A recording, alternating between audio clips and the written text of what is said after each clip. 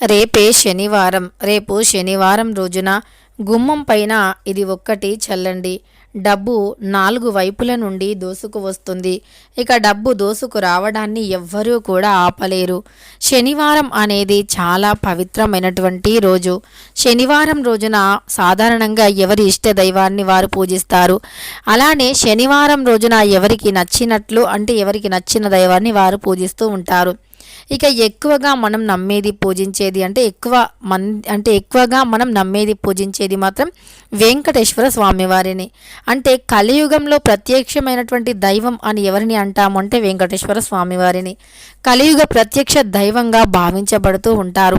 ఎందుకంటే భక్తుల యొక్క కోరికను ఖచ్చితంగా 100% కూడా తీరుస్తారు అనేటటువంటి ఒక నమ్మకం.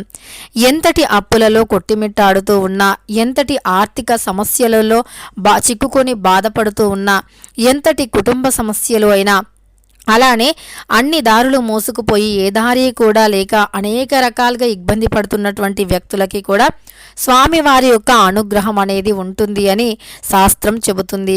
ముఖ్యంగా శనివారం రోజున ప్రత్యేక పూజలు స్వామివారికి జరిపించడం కూడా జరుగుతుంది. అలానే మనం 7 శనివారాల వ్రతాన్ని కూడా కొన్నిసార్లు చేస్తూ ఉంటాము. అలా 7 శనివారాల వ్రతాన్ని చేయటం వల్ల ఆ 7 శనివారాలు పూర్తి కాకముందే మనం ఏదైతే మనస్సులో సంకల్పించుకున్నామో, ఏదైతే ఒక కోరికను పెట్టుకున్నామో అది నెరవేరుతుంది అని శాస్త్రం చెబుతుంది. కనుక 7 శనివారాల వ్రతాన్ని కూడా చేస్తూ ఉంటాము.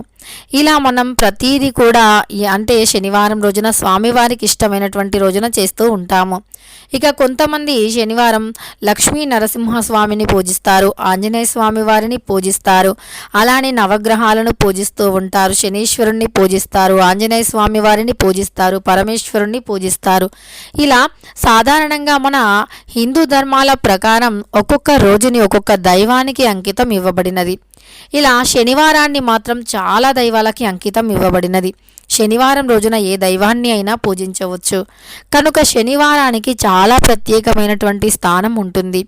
శనివారం రోజున నవగ్రహాల దగ్గర నల్ల నువ్వులను సమర్పించి నువ్వుల నూనెతో దీపం వెలిగిస్తే గనక శని బాధలు ఎంతటివైనా తొలగిపోతాయని, అంతేకాకుండా ఏలినాటి శని ప్రభావాలు అయినా, ఏళ్ల నాటి నుండి పట్టి పీడిస్తున్నటువంటి శని ప్రభావాలు అయినా సైతం తొలగిపోయి అదృష్టం అనేది కలిసి వస్తుంది.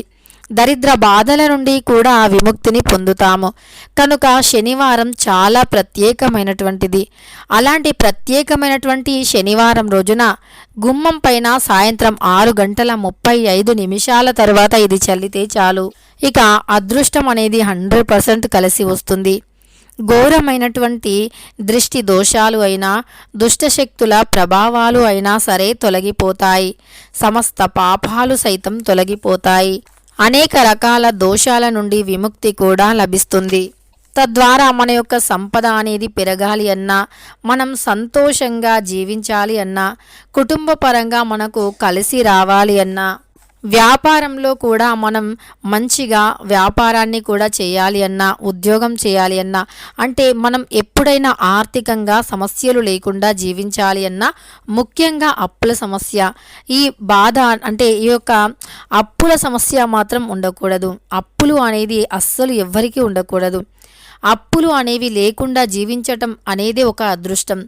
ఖచ్చితంగా మనం 3 పూటల భోజనం చేసినా పర్లేదు, అంతే తప్ప మనకు అప్పులు మాత్రం ఉండకూడదు. అంటే ఒక పూట భోజనం తక్కువ చేసినా పర్లేదు, కానీ అప్పులు ఉండకూడదు. అప్పులు అనేవి మొదలయ్యాయి అంటే ఇక మన ఆర్థిక వ్యవస్థ అనేది పడిపోతుంది. అంటే ఆర్థికంగా మనం అస్సలు ఎదగలేము. కనుక అప్పులు అనేవి అస్సలు ఉండకూడదు. అప్పులు లేకుండా జీవించేవారు ఖచ్చితంగా వారే ధనవంతులు. అప్పులు లేని వ్యక్తులు అంతా సుఖం, ధనవంతులు, అదృష్టవంతులు ఇంకొకరు లేరు అని కూడా చెప్పుకోవచ్చు. ఇలా మనకు ఎప్పుడైనా సరే అప్పుల సమస్యలు ఉండకూడదు. మరి అలా అప్పుల సమస్యను సైతం తొలగించేటటువంటి స్వామివారిగా పేరుని పొందారు వెంకటేశ్వర స్వామివారు. ఇక వెంకటేశ్వర స్వామి వారి యొక్క అనుగ్రహాన్ని పొందాలి అంటే శనివారం రోజున స్వామివారికి పిండి దీపంలో అంటే పిండి ప్రమిదలో దీపాన్ని వెలిగిస్తే స్వామివారి మురిసిపోతారు. ముఖ్యంగా యాలకుల మాలను కూడా స్వామివారికి సమర్పిస్తూ ఉంటారు. తులసి మాల అంటే వెంకటేశ్వర స్వామి వారికి చాలా ప్రీతికరం. తులసి మాలను స్వామివారికి తప్పకుండా సమర్పించాలి. తులసి మాలను స్వామివారికి సమర్పించటం వల్ల కష్టాలు దరిద్రాలు తొలగిపోతాయి. ఘోరమైనటువంటి దృష్టి దోషాలు దుష్టశక్తుల ప్రభావాలు సైతం తొలగిపోయి అదృష్టం విపరీతంగా కలిసి వస్తుంది. కనుక మర్చిపోకుండా మనం రేపు శనివారం రోజున గుమ్మం పైన ఇది చల్లాలి. గుమ్మం పైన ఇది చల్లాలి అంటే గుమ్మం అనేది పవిత్రమైనటువంటిది. మన ఇంట్లోకి మంచి రావాలి అన్నా చెడు రావాలి అన్నా ప్రధాన ద్వారం నుండి లోపలికి వస్తాయి. ప్రధాన ద్వారం అనేది పరిశుభ్రంగా సువాసన భరితంగా శనిదోషాలు లేకుండా నరదృష్టి తగలకుండా చాలా పాజిటివ్గా ఉంటేనే మన ఇంట్లోకి దైవశక్తి వస్తుంది. ఎప్పుడైనా లక్ష్మీదేవి జ్యేష్ఠాదేవి అక్క చెల్లెళ్ళే అయినప్పటికీ వారిద్దరూ కలిసి ఎప్పుడూ కూడా ఒకే చోటు జీవించలేరు.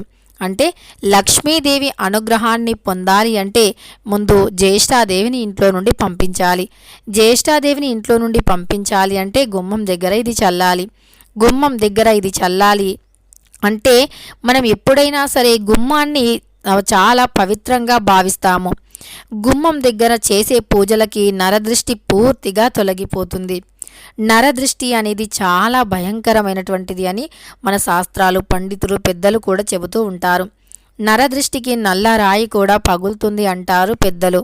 అలాంటి నరదృష్టిని ఎప్పుడైతే తొలగించుకుంటామో అప్పుడే మన ఇంట్లోకి మనకు పాజిటివ్ ఎనర్జీ వస్తుంది, అంటే దైవశక్తి వస్తుంది. మనం ఎప్పుడైనా సరే గుమ్మాన్ని ఇలా నెగిటివిటీ లేకుండా చూసుకోవాలి. గుమ్మం దగ్గర ఇది చల్లటం వల్ల నెగిటివిటీ తొలగిపోతుంది. మరి జ్యేష్ఠాదేవి ఎక్కడ ఉంటుందంటే ఎక్కడైతే అపరిశుభ్రంగా ఉంటుందో, దుర్వాసన వస్తుందో, శుచి శుభ్రత అనేది ఉండదో, ఎక్కడైతే ఇంట్లో ఎప్పుడూ కూడా గొడవలు జరుగుతూ ఉంటాయో అక్కడ మాత్రం జ్యేష్ఠాదేవి ఉంటుంది. ఎప్పుడు చీకటిగా ఉండటం ఇలాంటి ప్రదేశంలో, అలానే ఆడవారు ఎప్పుడూ కూడా ఏడుస్తూ మనశ్శాంతిగా లేకపోవటం, ఇలాంటి ఇంట్లో జ్యేష్ఠాదేవి ఉంటుంది. కనుక జ్యేష్ఠాదేవి ఇంట్లో నుండి వెళ్ళిపోయి లక్ష్మీదేవి ఇంట్లోకి రావాలి అంటే గనక తప్పకుండా రేపు శనివారం రోజున గుమ్మం పైన ఇది చల్లండి. ఇక ప్రధాన ద్వారాన్ని ఎప్పుడూ కూడా పరిశుభ్రంగా ఉంచుకోవాలి. ద్వారాన్ని పరిశుభ్రంగా ఉంచుకుంటేనే లక్ష్మీదేవి ఇంట్లోకి వస్తుంది. లక్ష్మీదేవి యొక్క అనుగ్రహం అనేది లభిస్తుంది. లక్ష్మీదేవి యొక్క సంపూర్ణమైనటువంటి అనుగ్రహం కోసం మనం ఈ యొక్క పరిహారాన్ని చేయాలి. అయితే ఈ పరిహారాన్ని సాయంత్రం సమయంలోనే ఎందుకు చేయాలి, సాయంత్రం 6:35 తర్వాత ఎందుకు చేయాలి అంటే ఆ సమయాన్ని మనం హోరా సమయంగా పిలుస్తూ ఉంటాము. ఆ సమయంలో తదాస్తు దేవతలు కూడా భూలోక సంచారణ చేస్తారని, ఆ సమయంలో ఏదైనా పూజ చేసి కోరిక కోరితే 100% కూడా ఆ కోరిక నెరవేరుతుంది అని శాస్త్రం చెబుతుంది. కనుక మనం ఈ యొక్క తదాస్తు దేవతల యొక్క అనుగ్రహాన్ని పొందటానికి ఆ సమయం అంటే ఆ సమయం అనేది మనకు బాగుంటుంది. ఆ సమయంలో చేసేటటువంటి పూజలకి ఫలితం కూడా బాగుంటుంది అని శాస్త్రం చెబుతుంది. ముఖ్యంగా సాయంత్రం సమయంలో లక్ష్మీదేవి కూడా భూలోక సంచారం చేస్తుంది అని మనం లక్ష్మీదేవిని పూజించినప్పుడు కూడా సాయంత్రం సమయంలోనే అమ్మవారికి పూజలు చేస్తూ ఉంటాము. కనుక ఆ సమయంలో గుమ్మం పైన ఇది చల్లాలి. ఇది చల్లటం వల్ల ఖచ్చితంగా మన ఆర్థిక సమస్యలు తొలగిపోతాయి. డబ్బుని సంపాదించడానికి అనేక రకాల మార్గాలు కూడా తెరుచుకుంటాయి. ఈ రోజుల్లో చేతిల్లో డబ్బు లేకపోతే సమాజంలో విలువ గౌరవం అస్సలు లేవు. అంటే మనుషుల క్యారెక్టర్ ఎలాంటిది, వారి యొక్క వ్యక్తిత్వం ఎలాంటిది, వారు ఎలాంటి వారు అనేవన్నీ కూడా పక్కన పెట్టేసి వారి చేతిలో డబ్బు ఉందా లేదా, సంపాదిస్తున్నారా లేదా అనేటటువంటిది మాత్రమే చూస్తున్నారు. డబ్బుకు ఉండే విలువ మరి దేనికి లేదు అని చెప్పుకోవచ్చు. మరి అలాంటి డబ్బు మన చేతి నిండా ఉండాలి అన్నా, సమాజంలో మంచి గౌరవం లభించాలి అన్నా సరే మనకు దైవానుగ్రహం ఉండాలి. మరి దైవం యొక్క అనుగ్రహం ఉండాలి అంటే తప్పకుండా కూడా రేపు శనివారం రోజున గుమ్మం పైన ఇది చల్లాలి. ఇంతకీ గుమ్మం పైన ఏది చల్లాలో ఇప్పుడు తెలుసుకుందాం. దీనికోసం అని ఒక గాజు గ్లాసుని తీసుకోండి. అందులో ఒక 2 చుక్కల మంచి సువాసనతో కలిగి ఉన్నటువంటి అత్తరు లేదా సెంటుని వేయండి. జాస్మిన్ సువాసన అంటాం కదా, మల్లెపూల సువాసన, దానిని అంటే ఒక సెంటు ఏదైనా ఒక మంచి పరిమళ గంధమైనటువంటి వాసన ఏదైతే ఉంటుందో దానిని వేయండి. అంటే మనం అత్తరు ఇలాంటివే కాకుండా పచ్చకర్పూరం కూడా అంతే పరిమళాన్ని ఇస్తుంది. తద్వారా పచ్చకర్పూరాన్ని కూడా మనం వేయవచ్చు. ఒక గాజు గ్లాసులో పచ్చకర్పూరం వేసి అందులో పసుపు, కొద్దిగా కుంకుమ, కొన్ని పాలను కూడా కలపాలి. అందులోని కొన్ని తులసి ఆకులను కూడా కలపాలి. తులసి ఆకులను ఎందుకంటే లక్ష్మీనారాయణుల స్వరూపంతో పాటు మంచి సువాసన కూడా ఉంటుంది. తులసి చెట్టుని లక్ష్మీనారాయణులతో సమానంగా భావిస్తాము. తులసి చెట్టులో లక్ష్మీదేవి అలానే విష్ణుమూర్తి కొలువై ఉన్నారు అని మనం నమ్ముతూ ఉంటాము. వెంకటేశ్వర స్వామి వారికి కూడా తులసి మాల అంటే చాలా ఇష్టం. ఇక ఆరోగ్యాన్ని కూడా కాపాడుతుంది తులసి చెట్టు. మంచి సువాసనను కూడా కలిగి ఉంటుంది. అలానే మన ఊపిరితిత్తులను శుద్ధి చేస్తుంది తులసి యొక్క సువాసన అని కూడా మనకు సైన్స్ పరంగా కూడా నిరూపించబడినది. ఇక అందువల్ల తులసి ఆకులను కూడా వేసి పాలు, పచ్చకర్పూరం, తులసి ఆకులు, పసుపు, కుంకుమను వేసి బాగా కలిపి ఆ పాలను గుమ్మం పైన చల్లాలి. అలా చల్లగా మిగిలిన పాలను తులసి కోట మొదట్లో పోయాలి. తరువాత ఆ గుమ్మాన్ని నమస్కరించుకున్నట్లు అయితే మన ఇంటి పైన ఏ దిష్టి దోషం, ఏ దుష్టశక్తి ప్రభావం, ఏ నరదృష్టి కూడా అస్సలు క్షణం కూడా ఉండదు. ఖచ్చితంగా దైవానుగ్రహం మాత్రమే ఉంటుంది.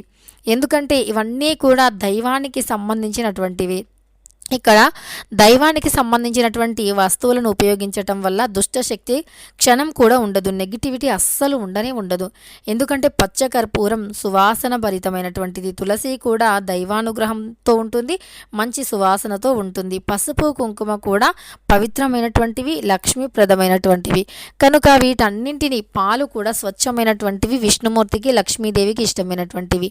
అలాంటివన్నీ కూడా కలపటం వల్ల అక్కడొక దైవం అనుగ్రహం ఏర్పడుతుంది, పాజిటివ్ ఎనర్జీ ఏర్పడుతుంది. తద్వారా ఏ దుష్టశక్తి కూడా వాటిని తట్టుకొని అక్కడ ఉండలేదు.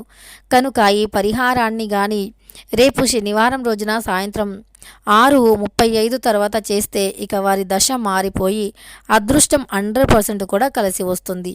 తెలుసుకున్నారు కదా, రేపు ఎంతో పవిత్రమైనటువంటి రోజు. శనివారం రోజున గుమ్మం పైన ఏది చల్లాలి అని.